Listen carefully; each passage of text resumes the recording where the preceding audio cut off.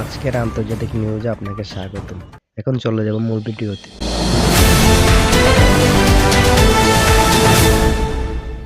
যুক্তরাষ্ট্রের ওয়াশিংটনের বাড়ির বাইরে এক ব্যক্তির ছুরি আঘাতে 4 জন নিহত। পরে পুলিশের সন্দেহজনক 32 বছরের হামলাকারী নিহত।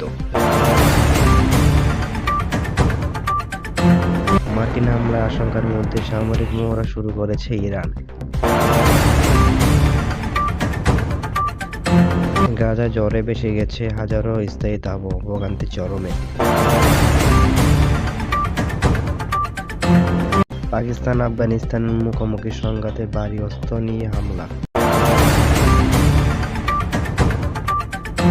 5 বছর ছাড়ালো ইউক্রেন যুদ্ধ, লক্ষ্য অর্জনের ব্যর্থ রাশিয়ার।